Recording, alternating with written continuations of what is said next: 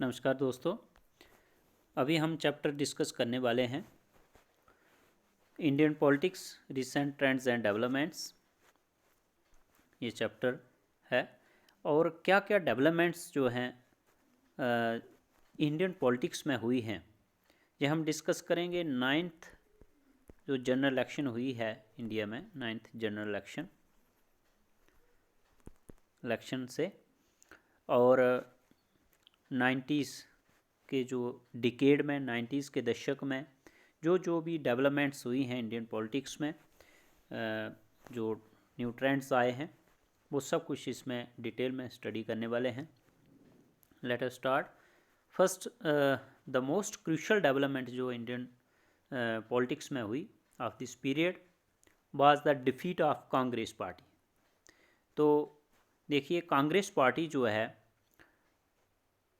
From beginning 1952 से 1967 तक, 1967 तक ये पार्टी जो है ये वन पार्टी डोमिनेंस रहा, वन पार्टी डोमिनेंस रहा इंडिया में।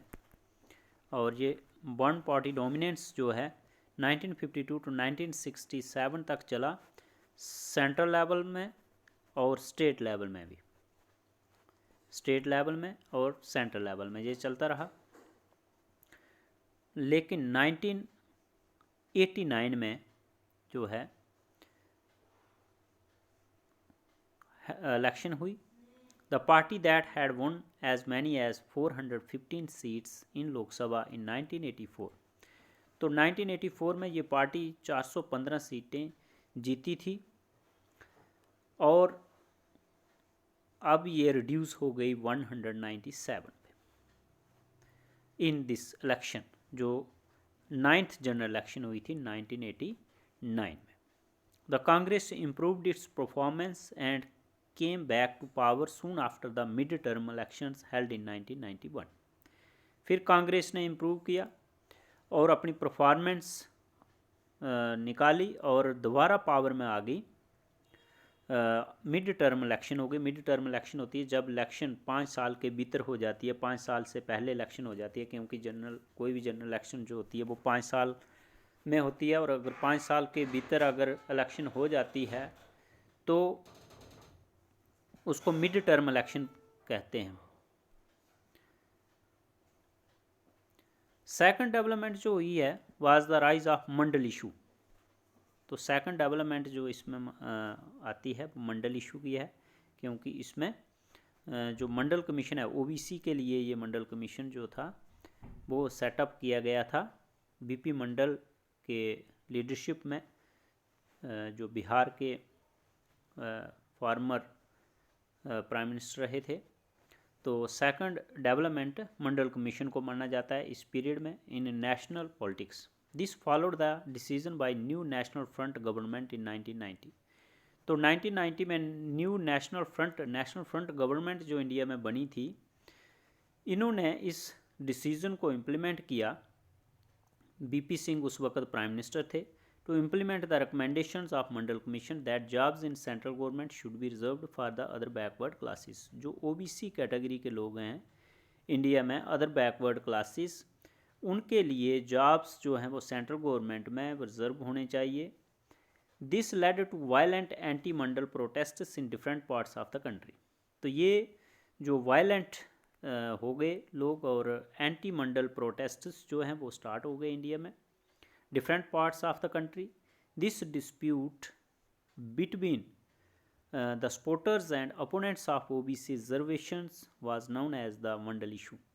तो ये डिस्प्यूट जो था, सपोर्टर्स जो ओबीसी के सपोर्टर थे और इसके कुछ अपोनेंट्स थे, इनके बीच जो भी डिस्प्यूट हुए उनको मंडल इशू कहा जाता है।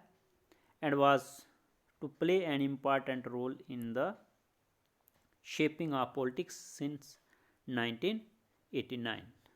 तो 1989 की जो पॉलिटिक्स है वो इससे प्रभावित हुई। नेक्स्ट है थर्ड डेवलपमेंट। तो थर्ड डेवलपमेंट क्या रही है इसमें? थर्ड डेवलपमेंट हुई है the economic policy followed by the various governments. देखिए इकोनॉमिक पॉलिसीज़ की बात की गई है कि 90s के दशक में बहुत सारी गवर्नमेंट्स जो हैं वो डिफरेंट टर्न में आई हैं। This is known as the initiation of the structural adjustment programme और द न्यू इकोनॉमिक रिफॉर्म्स। तो न्यू इकोनॉमिक रिफॉर्म्स जो लाए गए उसको economic policy started by Rajiv Gandhi, और ये प्राइम मिनिस्टर राजीव गांधी ने स्टार्ट की थी। लिबरलाइजेशन ऑफ इकोनॉमी हुई, इसमें न्यू इकोनॉमिक पॉलिसी लाई गई। जो न्यू टेक्नोलॉजी आज जो हम सब के पास जो मोबाइल फ़ोन है, ये राजीव गांधी ने इस टेक्नोलॉजी को स्टार्ट किया था न्यू इकोनॉमिक पॉलिसीज़ में। These changes first became very visible in 1991। तो ये 1991 में ये चेंजेस विजिबल हुई and radically change the direction that the Indian economy had pursued since independence. तो सिंस इंडिपेंडेंस से चेंज, जब मतलब इंडिपेंडेंस से 1991 तक कोई ख़ास चेंज नहीं आई थी न्यू इकोनॉमिक पॉलिसी में, लेकिन ये इस टाइम जो है न्यू डेवलपमेंट जो है ये मानी जा रही है कि इंडियन इकोनॉमी में न्यू पॉलिसीज़ लाई गई। These policies have been widely criticised by various movements and organisations. बहुत सारी मूवमेंट्स और जो ऑर्गेनाइजेशंस थी उन्होंने इसको क्रिटिसाइज किया। But various governments that came to power in this period have continue to follow this. और फिर इसके बाद जो भी गवर्नमेंट्स आई उन्होंने इस पॉलिसीज़ को कंटिन्यू किया। और फोर्थ जो डेवलपमेंट है इस पीरियड की, fourth number of events culminated in the demolition of the disputed structure of Ayodhya. अब जो अयोध्या में राम मंदिर है बन रहा है वहाँ पे, तो यहाँ पे बाबरी मस्जिद थी, उसको जो है वो डिमोलिश किया गया, उसको गिराया गया, जो फोर्थ डेवलपमेंट मानी जाती है इस टाइम की, इन दिसंबर 1992 में। This event symbolised and triggered various changes in the politics of the country. तो इससे इंडियन पॉलिटिक्स में बहुत सारी चेंजेस आ गई and intensified debates about the nature of Indian nationalism. और इंडियन नेशनलिज्म जो है उसमें भी डिबेट्स हुई, debates about the nature of Indian nationalism कि इंडियन नेशनलिज्म कहाँ तक नेशनलिज्म है एंड सेकुलरिज्म इंडिया में किस तरह का है। तो इस पर डिबेट्स का इशू बन गया। These developments are associated with the rise of the BJP, क्योंकि ये बीजेपी के राइज होने से ये डेवलपमेंट्स हुई थी। And the politics of Hindutva, क्योंकि बीजेपी की पॉलिटिक्स जो है वो हिंदुत्व के लिए थी। तो लास्ट एंड फाइनल डेवलपमेंट जो इस पीरियड में हुई है वो है assassination of Rajiv Gandhi. Assassination मतलब कत्ल कर दिया गया राजीव गांधी का in May 1991, led to a change in leadership of Congress party. और इससे जो कांग्रेस की लीडरशिप थी उसमें चेंज आ गई। ही वाज, क्योंकि एक चेंज तो ये आ गई क्योंकि पहले जो थे वो एक फैमिली के लीडर चल रहे थे, पहले पंडित जवाहरलाल नेहरू, फिर इंदिरा गांधी उनकी बेटी, और उन इंदिरा गांधी के मरने के बाद उनका बेटा राजीव गांधी। तो अब जो है कांग्रेस पार्टी में ये लीडरशिप जो है वो फैमिली लीडरशिप जो है वो चेंज हो गई।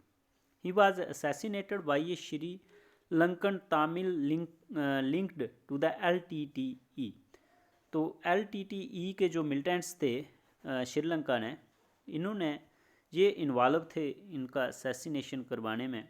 When he was on an election campaign tour in Tamil Nadu में, बोल एक इलेक्शन कैंपेन के लिए गए हुए थे और उसी टाइम उनको एक बम से उड़ा दिया गया था।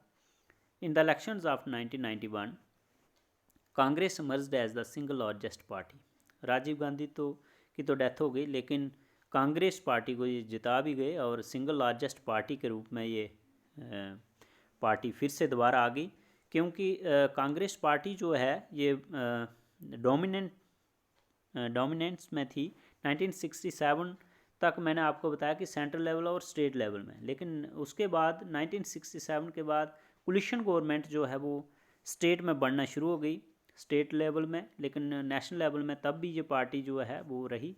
ये पार्टी जो है 1977 से थोड़ी पावर से हटी, क्योंकि 1977 में जनता पार्टी जो है वो पावर में आई थी।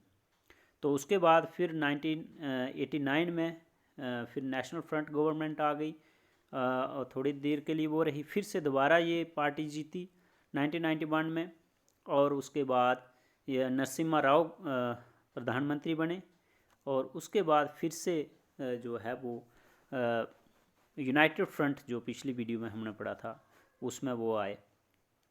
तो ये उतार चढ़ाव इसके लिए आ गए थे। Following Rajiv Gandhi's death the party chose Narasimha Rao as the prime minister.